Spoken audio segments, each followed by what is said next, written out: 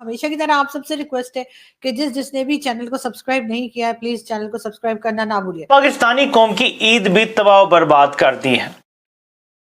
पहले ये कौम दुखी है, पहले ये कौम परेशान है। नहीं सर, मैं बहुत परेशान हूं।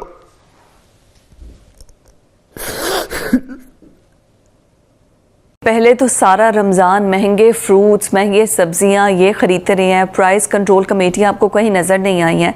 अब ईद पर होने ये जा रहा है कि आपको मज़ीद 5 रुपये महंगे फ़ी यूनिट के हिसाब से बिजली मिलेगी। मेरी आवाम, मेरे बहन भाई भूख प्यासे है, समंदर के पानी पी रहे इस वक्त वो। या अल्लाह या अल्लाह या अल्लाह। 3 लाख 4 लाख 5 लाख रुपए जूते की कीमत। ये भी इनसेंसिटिविटी है ना। Yes yes. और सेवइयां खरीदनी महंगी हो गई हैं, घी महंगा हो गया है, वो जो 4 चीजें डालते थे मेवे वो डालने मुश्किल हो गए हैं। सर आपको पता है कि मालदीव्स की एक एक्स मिनिस्टर हैं, उन्होंने इंडिया के झंडे का सोशल मीडिया पर मजाक उड़ाया, जिसके बाद जो है इंडिया ने तो उनको तनकीद किया ही किया, लेकिन मालदीव्स के अपने लोगों ने उनको बड़ा तनकीद किया कि आप क्या कर रही हैं। उन्होंने उस पोस्ट को डिलीट किया, माफ़ी मांगी, बोला कि अगर सेंटिमेंट्स हर्ट हुए हैं भारत के तो मैं माफ़ी चाहती हूँ, दोबारा मैं ख्याल रखूंगी। अपने लोगों ने उनको बड़ा तनकीद किया कि आप क्या कर रही हैं। वो मुल्क जो हमारी मदद कर रहा है, हमारे मुल्क में खाने पीने की चीज़ें नहीं है, वो हमें खाने पीने की चीज़ें भेज रहा है। 10 घंटों के अंदर अंदर एक कॉल पर इंडिया ने हमारी मदद की और आप उन्हीं के झंडे का मजाक उड़ा रही हैं। मालदीव ने सोचा यार मैं अब रुखो करूंगा चाइना का, और जब चाइना ने ऑफर कराया ना कि आप हमारी तरफ आओ, क्योंकि जब चाइना की तरफ मालदीव गया तो जब चाइना ने देखा कि भाई इसके पल्ले ही कुछ नहीं है भाई, तो चाइना ने भी उन्हें किक करा दी। तो मालदीव हमेशा की तरह भारत के पास गया घुटने। मुझे नहीं पता कि मैं बतौर पाकिस्तानी एक गजा के रहने वाले को, फ़लस्तीन के रहने वाले को ईद मुबारक कहूँ या ना कहूँ, कहूँ तो किस मुंह से कहूँ, क्या पूछूं, क्या सवाल करूं कि अहले गजा आज ईद चांद रात कैसे मना रहे होंगे। जी बिस्मिल्लाहिर्रहमानिर्रहीम। बहुत शुक्रिया सईद अली हैदर साहब।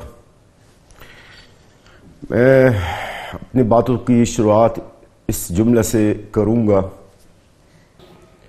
कि इस वक्त उम्मत मुस्लिमा चांद की तलाश कर रहे हैं, आसमान की तरफ मुंह करके।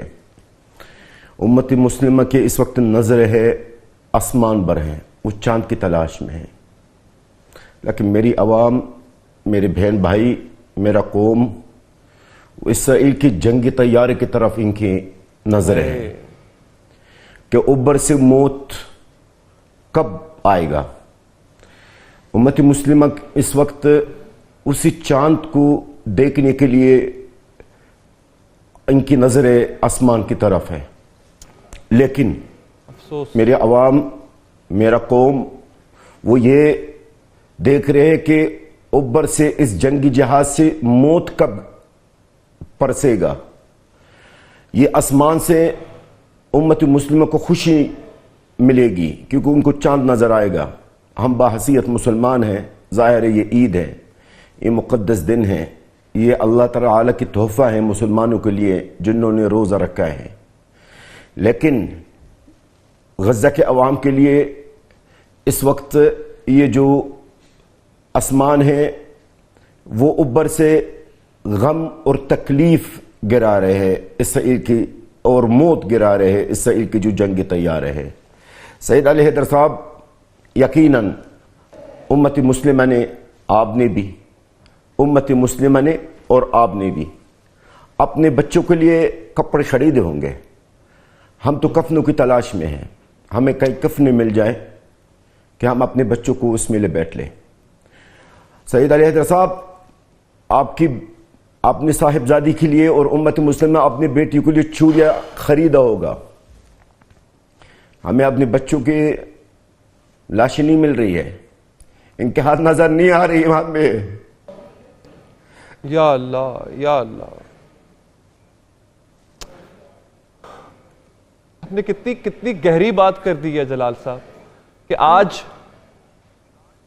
आज लोग चूड़ियां खरीदने जा रहे होंगे अपनी बेटियों के लिए, लेकिन गजा का बाप शायद वो किसी मलबे तले अपनी बेटी का हाथ ढूंढ रहा होगा कि जिसमें उसने चूड़ी पहनानी थी। आज बच्चों को नए कपड़े दिला दिए हमने, गजा की मां अपनी औलाद के लिए कफन ढूंढ रही होगी। सर आपको पता है कि मालदीव्स की एक एक्स मिनिस्टर हैं, उन्होंने इंडिया के झंडे का सोशल मीडिया पर मजाक उड़ाया, जिसके बाद जो है इंडिया ने तो उनको तनकीद किया ही किया, लेकिन मालदीव्स के अपने लोगों ने उनको बड़ा तनकीद किया कि आप क्या कर रही हैं। वो मुल्क जो हमारी मदद कर रहा है, हमारे मुल्क में खाने पीने की चीज़ें नहीं है, वो हमें खाने पीने की चीज़ें भेज रहा है। 10 घंटों के अंदर अंदर एक कॉल पर इंडिया ने हमारी मदद की और आप उन्हीं के झंडे का मजाक उड़ा रही हैं। जिसके बाद उस मिनिस्टर ने ना सिर्फ अपनी पोस्ट डिलीट की बल्कि इंडिया से माफ़ी भी मांगी। सर क्या कहना चाहेंगे आप इस सारे मामले पर? फर्स्ट ऑफ ऑल तो मैं ये कहना चाहूँगा कि झंडा तो किसी भी मुल्क की एक पहचान होता है, चाहे वो पाकिस्तान का या किसी मुल्क का है। ऑल दो इंडिया हमारे रिवाइवल कंट्री है, लेकिन झंडा या कोई भी जैसे हमारे मजहबी भी चीज़ें होती हैं, हम किसी का एहतराम करेंगे तो हमारा करेगा। सबसे तो मेन बुनियादी मकसद तो ये है, और मेरे मुताबिक भी शायद इसीलिए उन पर तनकीद हो रही है कि एक तो ये है कि इंडिया नो डाउट वो एक सुपर पावर के तौर पे उभर के आ रहा है, क्योंकि उन्होंने अपने मुल्क में एक तो जमहूरियत को रुझ दिया है। उनके मुल्क में हमेशा से जमहूरियत चलती आ रही है, एक प्रोसेस के मुताबिक इलेक्शन होता है, और आपको पता है हमारे मुल्क में इलेक्शन एक मजाक बन चुका है। तो जो मुल्क हमेशा एक प्रोसेस के जरिए आगे आते हैं वही लोग मुल्क तरक्की करते हैं। लेकिन सर आप ये देखें ना कि जिस तरह आपने कहा कि इंडिया जो है उभरती हुई सुपर पावर है, दुनिया की 5वीं बड़ी इकॉनमी बन गया है, आने वाली 3री भी बन जाएगा।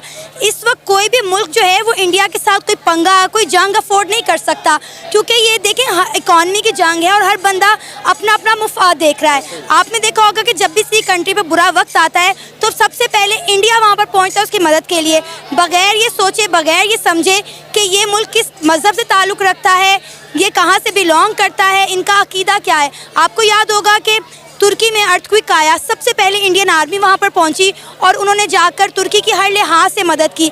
श्रीलंका दिवालिया होने लगा, श्रीलंका को किसने बचाया? इंडिया ने। अफगानिस्तान को देख लें कि इंडिया किस तरह सपोर्ट करता है।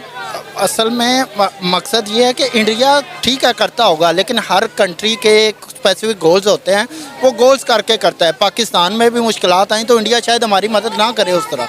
इंडिया के अपने स्पेसिफिक गोल्स हैं, वो उनके मुताबिक चल रहा है। हम सर देखें ना, हमने भी इंडिया के साथ बना कर नहीं रखी हुई ना, सबसे बड़ी वजह तो ये है। वो अब वजह ये है, ठीक है हमें ग्लोबल एक विलेज में रहते हैं, हमें सबके साथ बना के रखनी पड़ेगी। ये बात तो अब लोग कह रहे हैं कि कनाडा के इलेक्शन में भारत ने दखल अंदाजी कर दी, फिर किसी के इलेक्शन में किसी ने दखल अंदाजी कर दी, फिर यूएस जो है वो भारत के इलेक्शन में दखल, ये सारे के सारे जो हैं आप सुन रहे हैं बातें, राइट। और ये बात सच भी है किसी लेवल तक कि यूएस ने पूरी कोशिश करी है कि यूएस करना चाहता है भारत के अंदर दखल अंदाजी, और चाइना ने तो एआई का इस्तेमाल करके भारत के अंदर भारत के इलेक्शंस में दखल अंदाजी करने का पूरा प्लान बनाया है। ये तो बिल गेट्स ने भी बोला था।